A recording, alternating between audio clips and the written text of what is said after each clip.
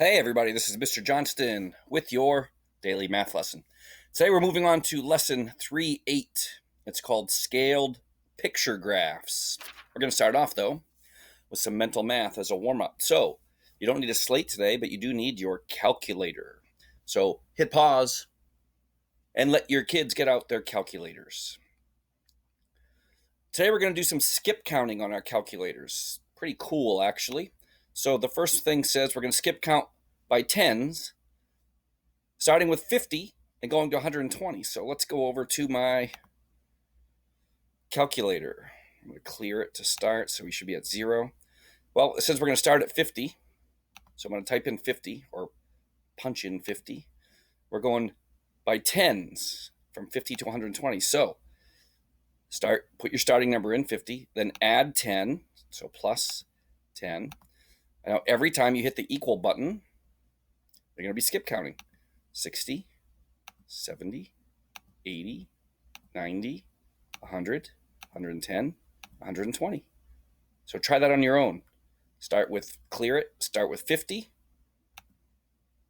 plus 10, and then every time you hit the equal button, it'll skip count up by 10. It adds 10 every time. Give that a try.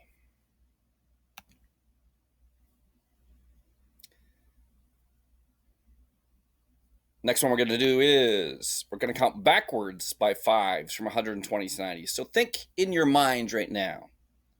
What number are you going to start with on your calculator? 120. What are you going to type in as the operation? Are we adding or subtracting? Counting backwards now. So we're starting at 120, we're counting backwards by fives. So you're going to want to put in subtract 5, minus 5. So on your calculator, make sure you clear it. 120 minus 5. Now every time you hit equal, it's going to go down 5 from 120. So you're skip counting by 5 going backwards. 115, 110, 105, 100, 95. You should kind of be predicting in your head what's the next number going to be if you subtract 5. 90, 85, 80, 75, 70. Get the idea? So go ahead and give that one a try. Hit pause and give that one a try.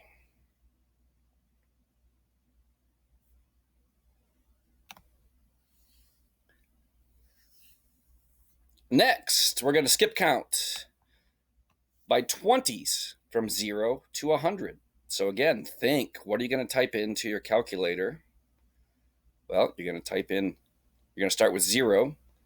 So you're going to type in 0 plus 20.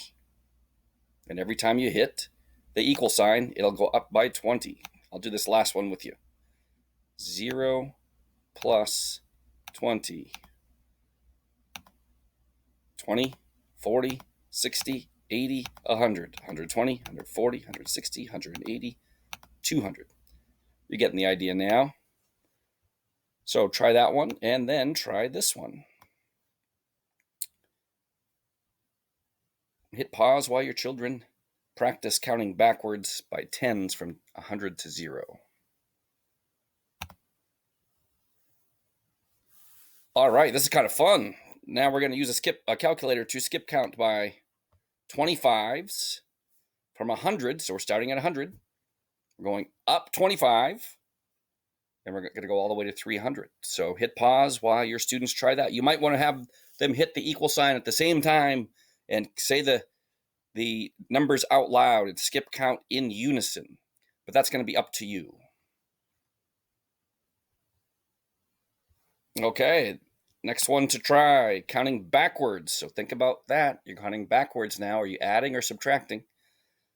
By 50s, and you're starting at 300, and you're going to count all the way back to 0. So go ahead and hit pause and have your students do that.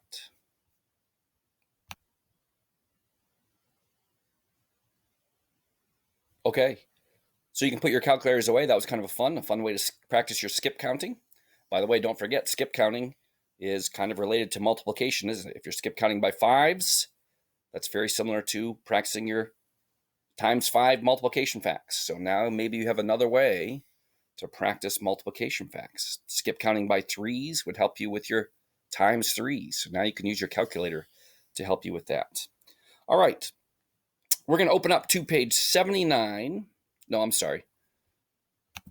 We're opening up to page 81, not 79, 81. And this is what I want you to put in to this part of the page. So while you're writing in 10, 13, 5, 2, and 8 on page 81, I'll give you an idea of what is happening here. We're pretending that we gave each of you a handful of pattern blocks, the triangles, the wide rhombuses, the narrow rhombuses, the hexagons, the 6-sided shapes, and the trapezoids. And we're pretending that you counted and sorted all of those out. And this is what you had in your group. You had 10 triangles, 13 wide rhombuses, 5 narrow rhombuses, 2 hexagons, and 8 trapezoids. So make sure you're filling in these exact numbers. And teachers, you can hit pause if you need to while your students fill in those numbers.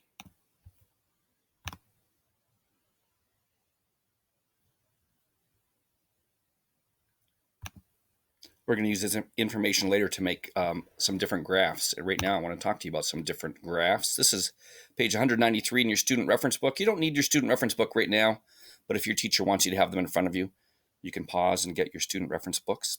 But today we're going to make picture graphs and bar graphs with the information that we just copied into our book. A picture graph is a graph made with symbols, and the key tells you how many things each symbol represents. So here's an example. The picture graph below shows how many children chose certain foods as their favorite. So the title, favorite foods of the class. And you can see there's tacos, pizza, hamburgers, and spaghetti. Those were the 4 things that people picked. Now it's important to look at the key, okay? These are scaled graphs, they're called. So each happy face, it's a picture graph, so we use pictures to show the numbers. But in this case, each happy face equals 1 child, which is kind of what you'd expect, right? Each happy face is the same as 1 person voting for that food. So tacos, 1, 2, 3, 4, 5, 6, 7, 8. Okay? Each symbol stands for 1 child. 8 children chose tacos as their favorite food. So you could ask yourself questions like, what was the least favorite food in the class? And that would be spaghetti because there's only 3. You could ask yourself how many more kids liked tacos than pizza. Well, you could count 7 pizzas and 8 tacos, so 1 more student liked tacos. You could ask yourself questions about hamburgers and tacos. How many more people like tacos than hamburgers? And you could even say there's 4 hamburgers and 8 tacos. So you could say twice as many people like tacos. So you can use that to answer all kinds of different questions. Now, in scaled picture graphs, each symbol stands for more than 1 thing. In the example of the next page, on the next page, each symbol stands for 10 children. So up here, this isn't really scaled. The scale is 1 to 1, okay? We're going to be seeing some other ones where one of the pictures does not equal 1. It might equal 2 or 4 or 10 or 100 even. So we're going to create a graph and we're going to decide on the scale, and we're going to make a picture graph with the information you just copied here very soon. Okay, now we're going to look at the number of children in each grade picture graph that's on page 194 of the student reference book. This is a scaled picture graph, okay? We've got 3rd, 4th, and 5th graders, and it's always important to look at our key. In this case, our key is each smiley face or each picture is 10 children. So the line for 3rd grade shows 9 face symbols. Each face symbol stands for 10 children. So you could skip out by 10s, couldn't you? Or because you're 3rd graders and you're learning your multiplication facts, you could say 9 times 10. There's 9 faces. Each face represents 10. So 9 times 10 is 90. So in the 3rd grade, there are 90 students. So you could look at this and you could tell me very quickly about how many students are in the 4th grade. 1, 2, 3, 4, 5, 6, 7 smiley faces. Each smiley face represents 10. 7 times 10 is 70. You could do the same thing in the 5th grade. 10, 20, 30, 40, 50, 60, 70, 80. 80 children in the 5th grade. I skip counted the 8 smiley faces. I skip counted by 10 each time. It's the same as 8 by 10. And now, of course, you could use this information, this scaled picture graph, and you could very quickly see that 3rd grade has more students than anybody else. 4th grade has less students than anybody else. And you could even look and say, oh, there's one more happy face in the 5th grade than the 4th grade. So they have 10 more kids in the 5th grade than they do the 4th grade. You could see that we've got 20 more students in the 3rd grade than they do in the 4th grade. So you can do all kinds of comparisons really quickly. So let's look at the next one on page 194. I'm going to zoom in on it. So again, a scaled picture graph or a scaled graph of any type means that one picture does not represent one student in this case. It could represent more. It's scaled. This picture graph shows how many children in each grade at Lincoln School ride a bicycle to school. And it says that right here, right? Number of children who ride a bicycle to school. Now, the key is that looks like a wheel of a bicycle, right? Each bicycle wheel equals 2 children. So look at this, though. There's some half bicycle wheels. What would a half bicycle wheel represent? Well, if a whole wheel stands for 2 children, a half must stand for half of 2, which in this case would be 1. So now you know. 2 children for a whole. If you see a half a wheel, it's 1. So in the 3rd grade, we've got 2 and a half, well, one whole wheel, which represents 2 children, and then a half a wheel, which represents 1 child. So 3 kids in the 3rd grade ride their bike. This one's easier. 2, 4, 6. 6 kids in the 4th grade ride their bike. 2, 4, 6, 8, and a half of 1 means you add 1, not 2, right? So 9. So answer some of these questions. How many children, we just did that. How many children in 3rd grade ride their bicycle to school? How many more children in 5th grade ride a bicycle to school than children in the 4th grade? How many more? Well, gee, figure that out. How many more children ride a bicycle in the 5th grade as compared to the 4th grade? You can hit pause if you want to figure that out and discuss it and take some answers from the class. All right, before we start working in our journal, let's look up here. This is a typical bar graph that we're going to fill out. All right, and you can see it's our pattern block sort. And we've got the triangle, the wide and narrow rhombus, the hexagon, the trapezoid. Those are our bars. And the title of this information is shape of the pattern block.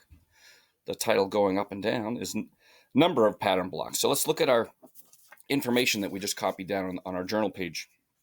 We've got 10 triangles, 13 wide rhombuses, 5 narrow rhombuses, 2 hexagons, and 8 trapezoids. So let's look at our biggest number. Our biggest number is the wide rhombuses of 13. Let's remember that.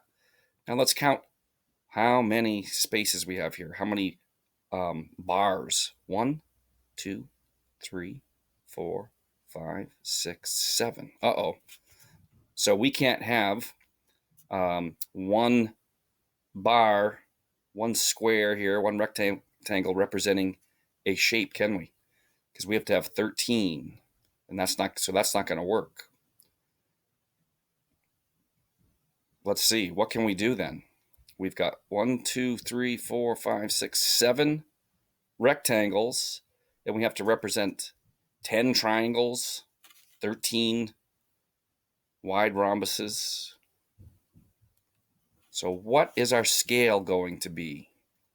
What could our scale be? We can't have a 1-to-1 scale. We don't have enough room. The most we could do is 8. And we have more than 8. Well, hit pause and talk about that with your class. See what you can come up with. So could we do 2 shapes for each rectangle here that we have? So if I filled in this whole thing, well, we'll do this in red. I think the triangle's green. We'll do green. So that would represent 2 triangles. That would represent 4, 6, 8, 10, 12. How many did I say we had? Oh, triangles, we don't have that many. We only have 10. I have to erase one. 2, 4, 6, 8, 10. So that would work. So if we use a scale of each block, each rectangle represented 2 shapes, that could work, couldn't it? So now let's fill in some of our other information here. We're going to go 0, 2, 4, 6, 8, 10, 12, and then there should be one at the top here. You know what I did wrong is I labeled my 0, and I shouldn't have labeled my 0. So let's fix that. So this is actually going to be 2, 4, 6, 8, 10, 12, and 14. Okay. So we've done our triangles. There were 10 of them. 2, 4, 6, 8, 10. Now we need to do our wide rhombuses. We said there were 13 of those. We'll do those in red. I'm not sure what color they actually are. It doesn't matter. So each time I do it, each time I fill in one, it's worth how many? What's our scale? 2, right? Each of these is worth 2. Good gracious.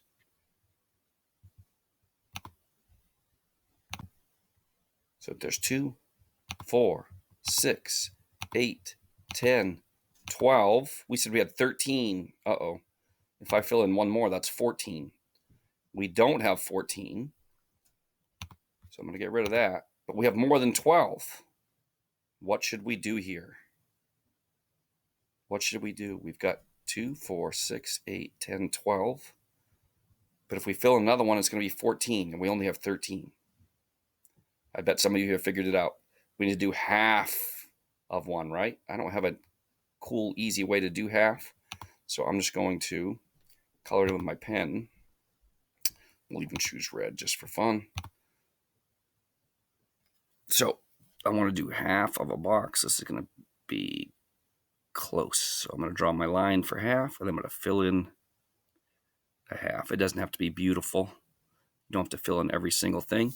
But now you can tell that that's half of a rectangle, and each of our rectangles equals 2 blocks. So half of one, I'll try to make that look a lot smaller, would equal 1. I'll put a half above it. Okay, so let's keep moving. We said there were 5 narrow rhombuses. Well, there's 2, there's 4. We do another one and it's 6, right? So we're in the same situation. We have to do a half of a block.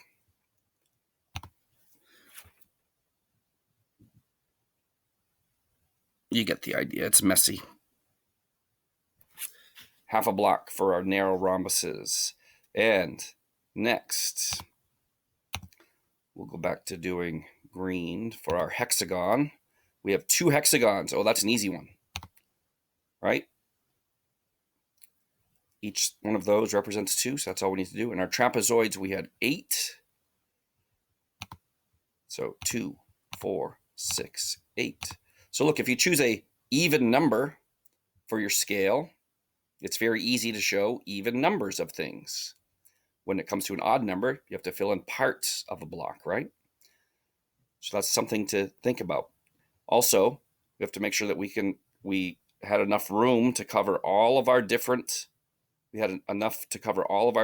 amounts of blocks. And we had the lowest number was 2. Our hexagon only had 2. Our largest number was the wide rhombus had 13. So we had to pick a scale that would work. We couldn't pick a scale that would only go up to 12. All right. We didn't want to pick a scale that went all the way up to 100. We didn't need that much. We want to use most of our bar graph here. We want to fill most of it in. So pick one that makes sense and works for your data, the information that you collected. So don't forget these 3 terms. The scale, kind of like your map scale that you're going to be learning about, is how much does each picture represent? What number does each picture represent? Okay, and you'll use a scale when you can't have a one-to-one. A one block can't represent one triangle. It doesn't work.